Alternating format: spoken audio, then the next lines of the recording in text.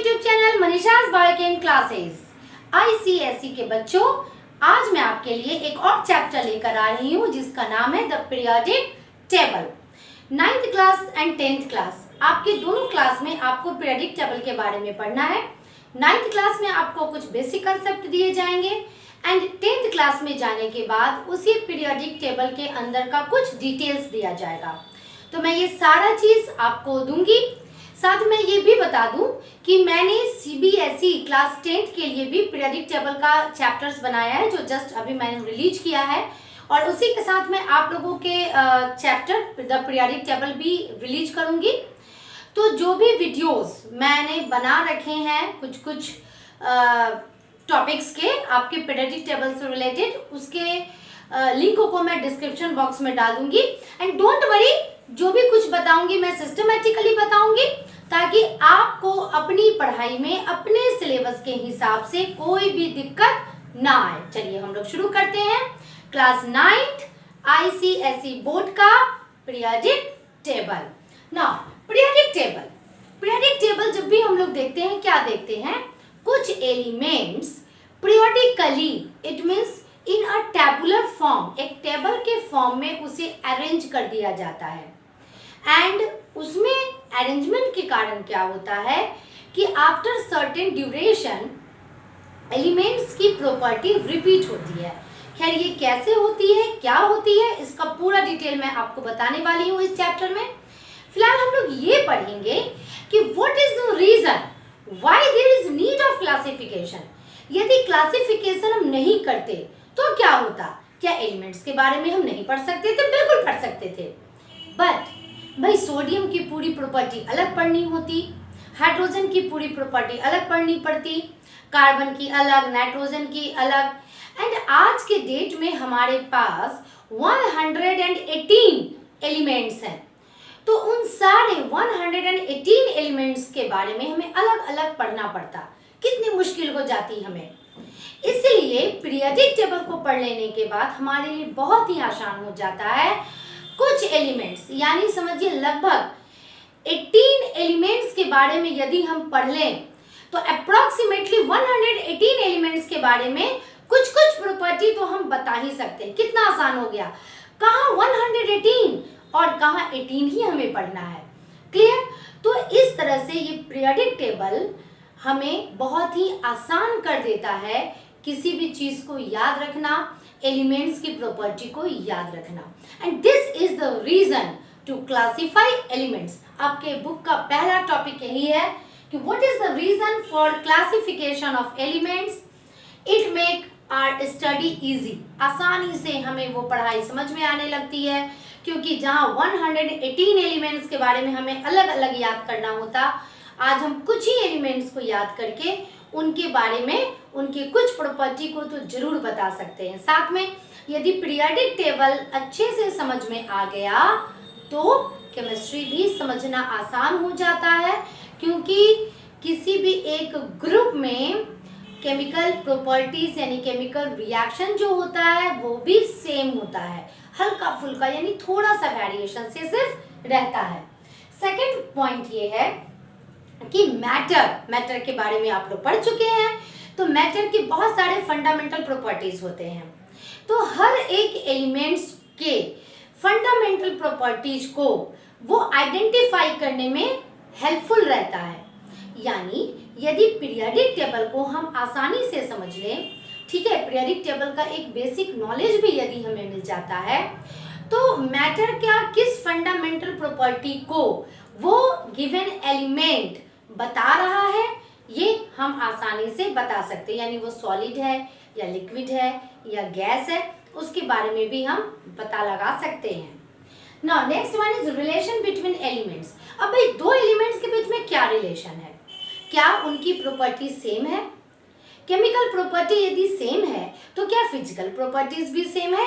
ये सारा कुछ आपको पढ़ने के लिए मिलेगा इस पीरियोडिक टेबल में। क्लियर? नाउ एक क्वेश्चन आता है कि क्यों क्लासिफिकेशन हमने एटॉमिक नंबर या स्टार्टिंग में एटॉमिक मास के आधार पर किया गया था। कैसे कैसे किया गया था ये मैं बताऊंगी आपको। तो एटॉमिक मास के आधार पर किया गया, फिर आज के डेट में हम लोग एटॉमिक नंबर के आधार पर क्लासिफाई करते हैं अपने एलिमेंट्स को, क्यों नहीं फिजिकल प्रॉपर्टीज के आधार पर करते हैं क्लासिफाई। नेक्स्ट टॉपिक आपका वही है, classification can't be on the basis of physical properties.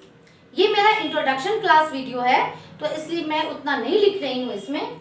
Classification can't be on the basis of physical properties. Physical property जैसे मैलिएबिलिटी हो गई, ठीक है, डक्टिलिटी हो गई, इन सारे फिजिकल प्रॉपर्टीज के आधार पर क्यों नहीं हम लोग क्लासिफिकेशन किए कि चलो भाई कोई मैलिएबल है, कोई नॉन मैलिएबल है, कोई डक्टाइल है, कोई नॉन डक्टाइल है, कोई गुड कंडक्टर ऑफ इलेक्ट्रिसिटी है, कोई बैड कंडक्टर ऑफ इलेक्ट्रिसिटी है।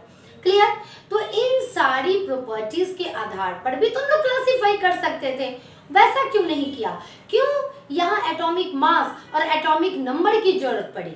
तो इसलिए नहीं किया क्योंकि किसी भी एक गिवन ग्रुप में, मान लिया कि हम लोग किसी ग्रुप 1 एक ग्रुप की बात करते हैं जहाँ पे लिथियम है, सोडियम है, पोटेशियम है एंड सो ऑन, ठीक है। अब यदि भाई लिथियम है और मैलिएबिलिटी उसकी इतनी है तो भाई उस ग्रुप में जितने भी एलिमेंट्स होंगे उनकी मैलिएबिलिटी उतनी ही रहेगी। डक्टिलिटी उसकी जितनी है, उस ग्रुप में जितने भी एलिमेंट्स रहेंगे उनकी डक्टिलिटी भी उतनी ही रहेगी। Is that clear? तो क्यों नहीं ये सुटेबल रहा? क्योंकि एक ग्रुप में बहुत सारे एलिमेंट्स मौजूद रहते हैं, तो सारे एलिमेंट्स की फिजिकल प्रॉपर्टी, केमिकल प्रॉपर्टी तो सेम होती है, बट सारे एलिमेंट्स की फिजिकल प्रॉपर्टी सेम नहीं होती है। क्लियर? तो फर्स्ट पॉइंट तो आपका यही था कि number of elements are large. Next हो जाएगा सम शोज वेरिएशंस। कुछ ऐसे फिजिकल प्रॉपर्टी होती है जो ग्रुप में जाने के बाद वेरिएशंस को शो करती है।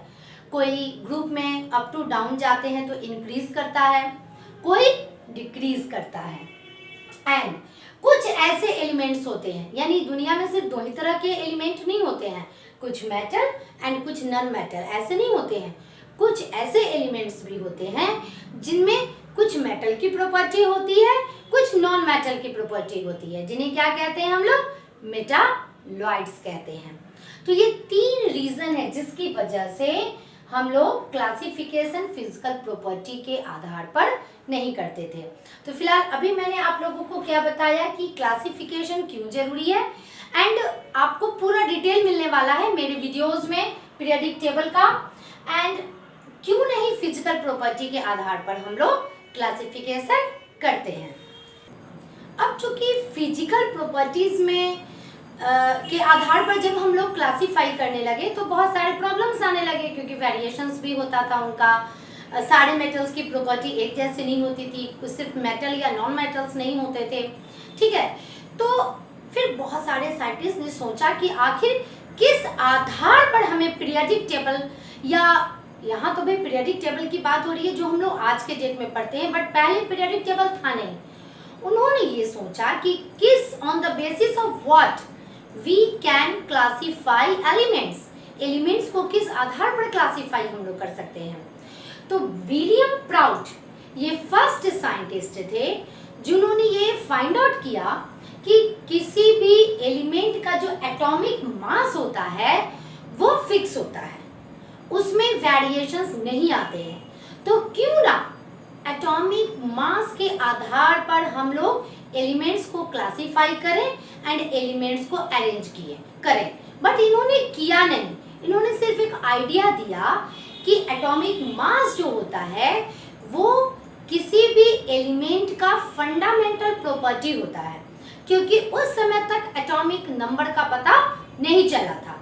क्लियर? उसके बाद जितने भी साइंटिस्ट आए उन्होंने क्लासिफिकेशंस करना शुरू कर दिया on the basis of atomic mass. यानी अब आप लोग जितने भी तरह का पीरियोडिक टेबल पढ़िएगा उन सब का जो फंडामेंटल प्रॉपर्टी होगा वो होगा atomic mass before modern periodic table, क्योंकि मॉडर्न पीरियोडिक टेबल में आने पर ये चेंज हो जाता है। ठीक है, तो आज के इस वीडियो में मैं सिर्फ इतना ही पढ़ाऊंगी, बट डोंट वरी, आपका ये सारा टॉपिक मैं कवर करूंगी जो मैंने बोर्ड पर लिख रखा है, क्योंकि मैंने पहले ही बताया कि मैंने सीबीएसई बोर्ड के लिए भी वीडियोस बनाया है पीरियोडिक टेबल का, और मैंने मिला भी लिया है कि आप लोगों के सिलेबस में क्या है, सीबीएसई बोर्ड के सिलेबस में क्या है, तो दोनों का 100% मैच करता है। ठीक है, तो आप प्लीज मेरे इस वीडियो के डिस्क्रिप्शन बॉक्स में जाकर देखिएगा, आपको सारे लिंक मिल जाएंगे। क्लियर? तो इस टॉपिक के बाद आपके सिलेबस में आपको पढ़ना है डॉबर्नियर्स ट्रैट। डॉबर्नियर्स ट्रैट का भी लिंक, उसके वीडियो का लिंक मैं डिस्क्रिप्शन बॉक्स में डाल रही हूँ। नंबर 1 पर वही रहेगा। सेकंड लिंक रहेगा आपका न्यूलैंड्स ऑक्टेव रूल। क्लियर? ये सेकंड टॉपिक है आपके चैप्टर का, ये सेकंड लिंक रहेगा मेरे डिस्क्रिप्शन बॉक्स में, मेरे ही बनाए हुए वीडियो का। And third one is Mendeleev's periodic table, और आप एक बार जाकर देखिए, टोटल डिटेल्स आपको मिल जाएगा अबाउट ऑल द 3 टॉपिक्स। यानी कि मेरे डिस्क्रिप्शन बॉक्स में मैं जो लिंक दूंगी उसमें आपका क्या क्या क्लियर होने वाला है, Döbereiner's triad, Newlands octave rule and Mendeleev's periodic table. इसका डिटेल कॉन्सेप्ट आपको उन सारे वीडियोस के द्वारा मिल जाएगा। साथ में आपके सिलेबस से रिलेटेड जो नोट्स है, क्योंकि कुछ बोर्ड वाइज कुछ चेंजेस आ जाते हैं सिलेबस में, तो आपका जो सिलेबस रहेगा, ठीक है, जो 4th पॉइंट मेरा रहेगा वो रहेगा कंप्लीट नोट्स। आपके सिलेबस यानी आपके चैप्टर का कंप्लीट नोट्स, उसका लिंक मैं दे दूंगी। एंड 5th पॉइंट में रहेगा modern periodic table, but don't worry, modern periodic table, but don't worry. क्यों? क्योंकि मॉडर्न पीरियोडिक टेबल आप लोगों को कुछ डिफरेंट तरीके से पढ़ाया गया है, जो कि सीबीएसई के बच्चों को नहीं पढ़ना है। तो जो मेरा नेक्स्ट वीडियो आएगा उसमें मॉडर्न पीरियोडिक टेबल आप लोग अपने ही सिलेबस के हिसाब से पढ़िएगा। यानी आप मॉडर्न पीरियोडिक टेबल देख जरूर लीजिएगा मेरे इस दिए गए लिंक से, ताकि आपका बेसिक कॉन्सेप्ट क्लियर हो इसके लिए। But modern periodic table for ICSE board मैं नेक्स्ट वीडियो में डिटेल में पढ़ाने वाली हूँ, तो बने रहिए मेरे साथ। क्लियर? इन सारे टॉपिक्स को क्लियर कीजिए और नेक्स्ट वीडियो के लिए तैयार रहिए। Till then bye.